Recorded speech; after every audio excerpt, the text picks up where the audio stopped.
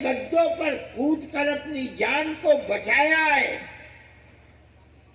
انہوں نے کبھی دیکھا تھا کہ کون مسلمان ہے اور کون ہندو ہے؟ کسی سے پوچھا تھا؟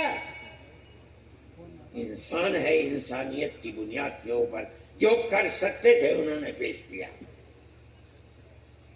یہ مسلمان کا کردار، مسلمان کے باپ دادا کا کردار ہے جنہوں نے اس ملک کے آزادی کے لیے کام کیا ہے۔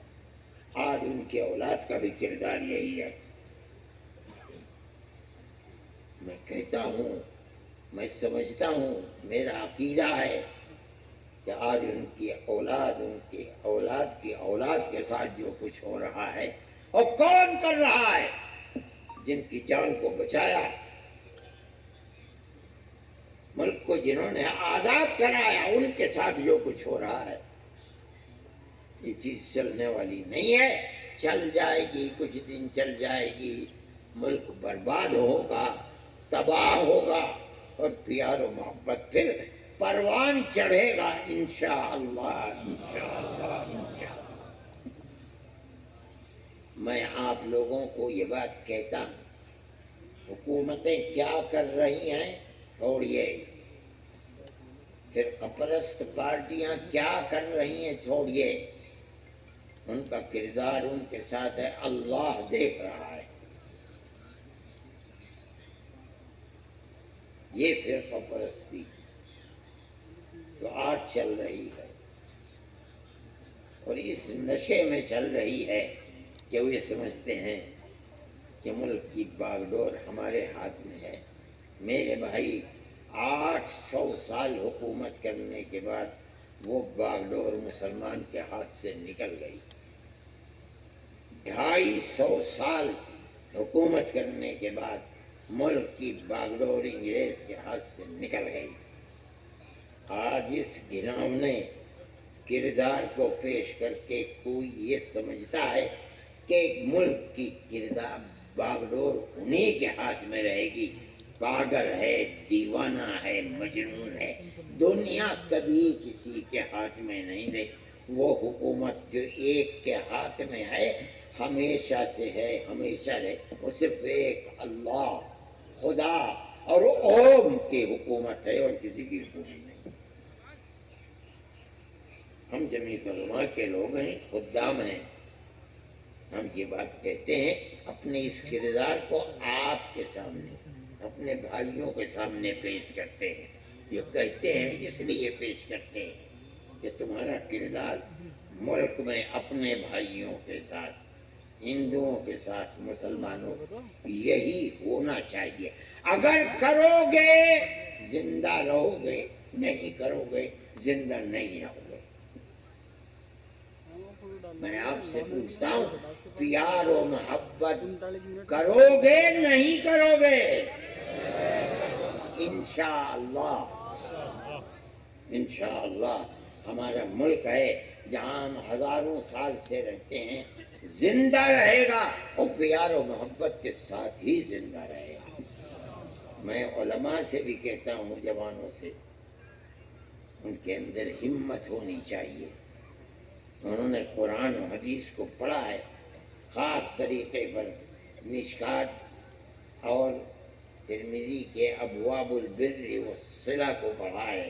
ہمارے آقا حضرت محمد صلی اللہ علیہ وسلم نے انسانیت کی بنیاد پر، صرف مذہب کی بنیاد پر نہیں، ہر شخص کے ساتھ جس پیار و محبت کی تلقین کی ہے، دنیا کا کوئی مذہب اس کی مثال کو پیش نہیں کر سکتا۔ یہ نہیں تھا کہ مذہب کیا ہے، نہیں، اللہ کے نبی نے فرمایا، میں ایک چیز پیش کرتا ہوں، جسے کہ سب سے بڑی چیز آج وہی ہے۔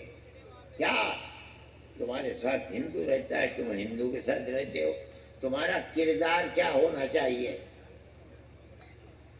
فرماتے ہیں، عبداللہ ابن عمرو بن العاص رضی اللہ تعالی عنہ کے یہاں بکری ذبح ہوئی، گھر میں آئے، کھانے نہیں بیٹھے، گھر والوں سے پوچھا کہ کیا میرا جو پڑوسی یہودی ہے تم نے اس کے یہاں گوشت بھیجا نہیں بھیجا؟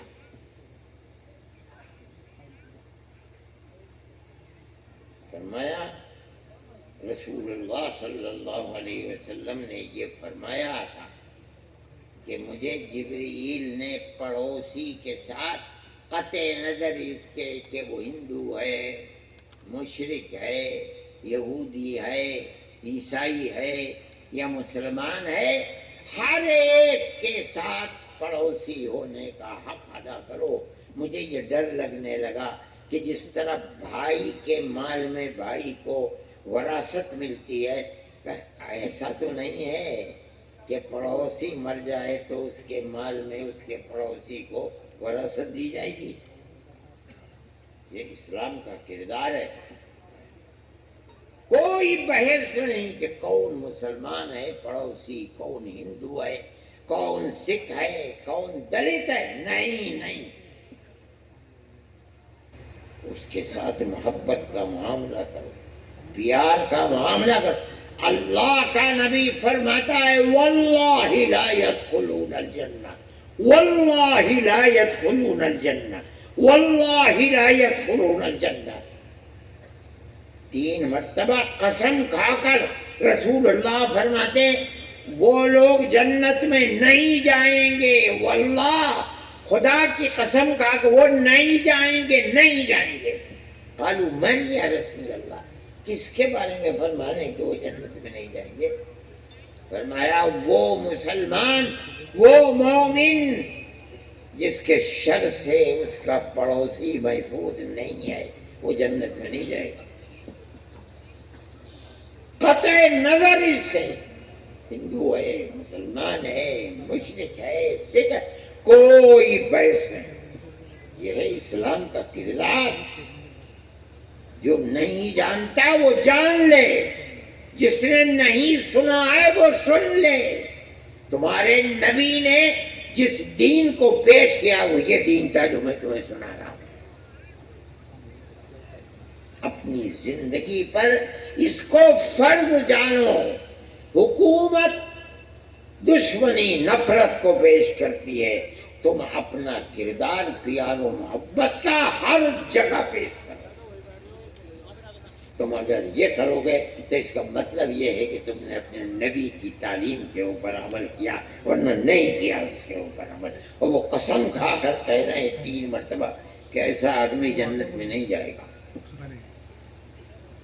میرے بھائی، میں نے تو 10-15 منٹ کی بات کے لیے کہا تھا اور میں آیا تھا،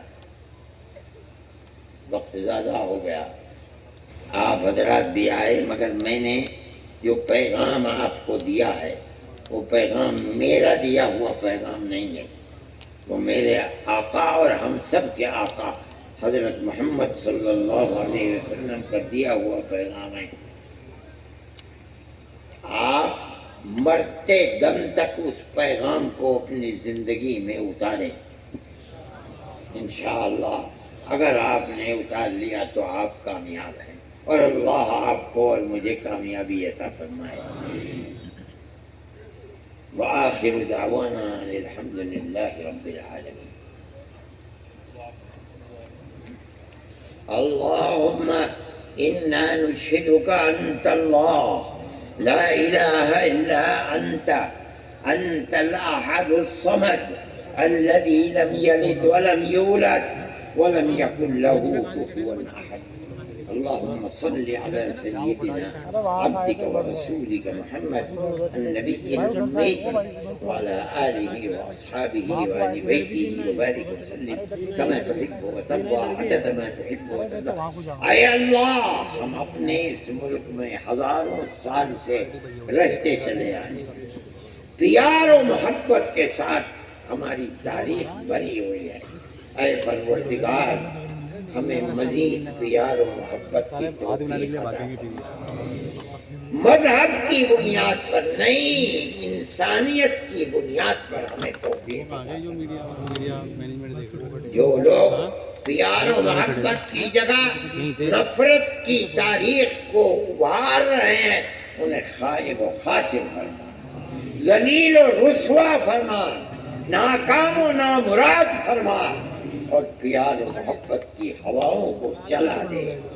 سب رہنے والوں کے دلوں میں ایک دوسرے سے پیار پیدا فرما، ہمیں رزق حلال عطا فرما، حرام کی نفرت ہمارے دلوں میں پیدا فرما، ہمارے دین و ایمان کی حفاظت فرما، ہماری آنے والی نسلوں کے دین و ایمان کی حفاظت کرنا۔ اے پروردگار، ہمارے ملک کو پیار و محبت کا ملک بنا۔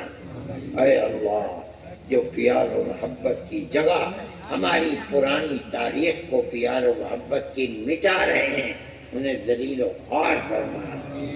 اے پروردگار، ناکام و نامراد فرما، ہماری دنیا کو بھی آباد فرما، ہماری آخرت کو بھی آباد فرما، ہماری مسجدوں کو آباد فرما، ہمارے مدرسوں کو آباد فرما۔ اے اللہ، پیار و محبت کے طوفان چلائیے، آندھیاں چلائیے، اور ہر بسنے والے کو اے اللہ اپنے فضل و کرم سے نوازیے۔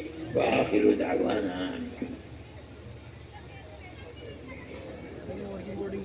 سب ہو گیا میڈیم میں، اور کیا کروں؟ اذان ہوگی، نماز ہوگی، نماز کے بعد سبھی مہمانوں کے لیے کھانے کا نظم۔ اذان ہوگی، نماز ہوگی، نماز کے بعد تمام مہمان